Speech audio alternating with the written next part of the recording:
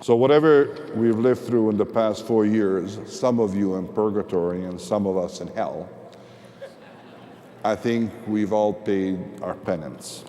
And so the prospects for this year are quite good. And after a series of false starts, the US economy appears to be picking up steam, as evidenced by the 11% increase in auto industry sales in 2011 compared to 2010. And this trend has continued in January with a healthy SAAR of 14.1 million vehicles. Now, consumer confidence is creeping up and the employment recovery is beginning to gain momentum. The jobs report that came out yesterday showed that the unemployment rate is at its lowest level in nearly 3 years, which shows that more and more companies are gaining confidence that demand will grow for their goods and for their services.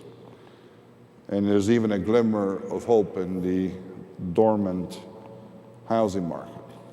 A Polk report released just a few weeks ago showed that the average vehicle on American roads is now 10.8 years old.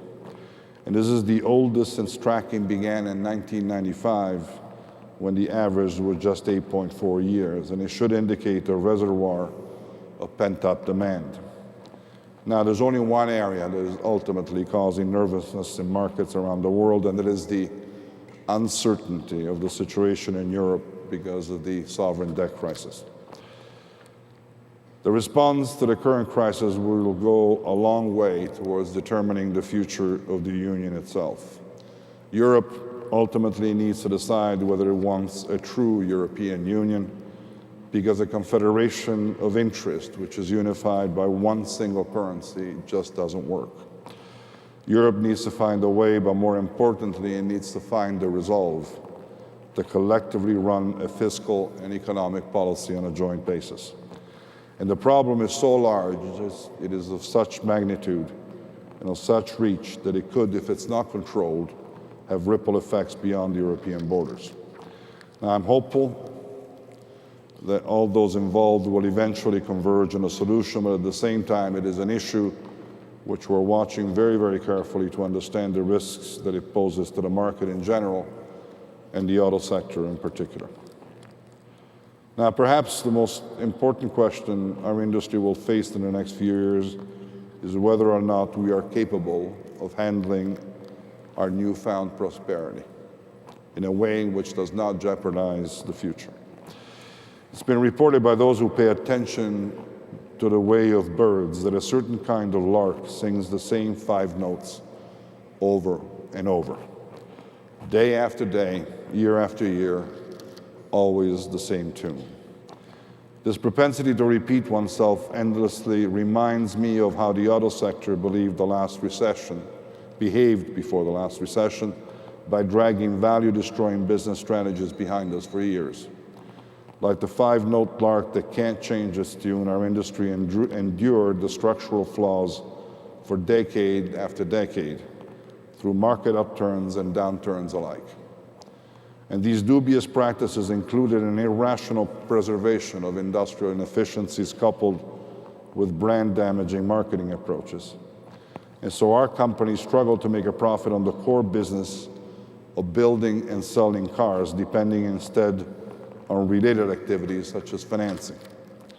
Domestic automakers in particular made expensive ventures into non-automotive businesses, further distracting attention from the simple proposition of making cars that people want to buy. We forgot that product is the key and that everything else is nonsense in comparison. Customers live in their cars, and if you give them an experience that is less than satisfactory, they will simply go elsewhere.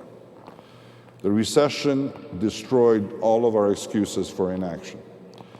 So under the leadership of President Obama, America had the courage to force a restructuring of the industry, ensuring that what emerged from the bankruptcy of 2 major US manufacturers will provide the foundations on which a new process of growth and development could be built.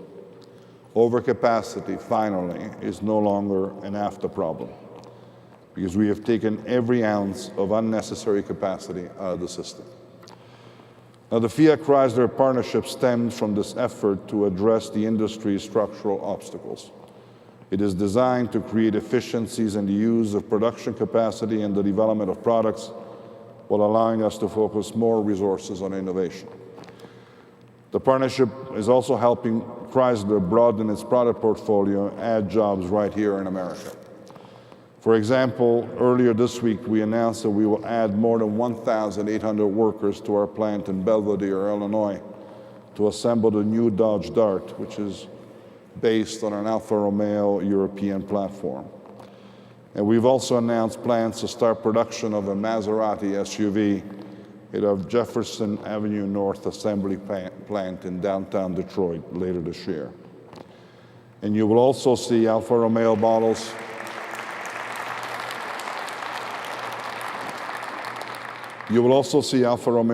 built in the US as part of our plan to reintroduce this iconic brand to the country, beginning as early as next year. Now, as a whole, the North American industry has been retooled so that it can sustain not only the normal down cycle, but even the sort of cataclysm that we recently went through. It was a painful exercise, but restructuring has set the base for the rebirth of the American car industry. And this rebuilding is not contingent on applying a few Band-Aids, but instead is being built on a solid foundation. I believe that the traumatic times that we went through have indelibly changed the DNA of all of us connected to this car business.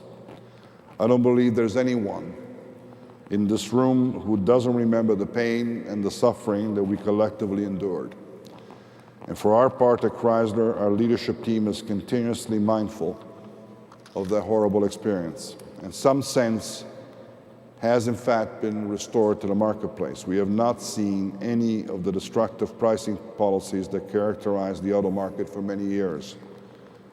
Leaders are making decisions for the long run, and across the industry there seems to be an understanding that we cannot afford to destroy brand equities or our pricing power. The French philosopher Albert Camus wrote, "In the depth of winter, I finally learned that within me there lay an invincible summer." And this is my hope, that having gone through our season of despair, that we have now fully committed to a path of viability. The important thing is to maintain the discipline that the restructuring forced. We need to be careful, and we need to avoid arrogance, resist the temptation to return to the car baron mentality, which has been a character trait for this industry for many years. All of us know now that success is never permanent and that it must be earned every day. We have embraced change, but only if we embrace humility. At the same time, will we be in a position to reap the benefits of that change.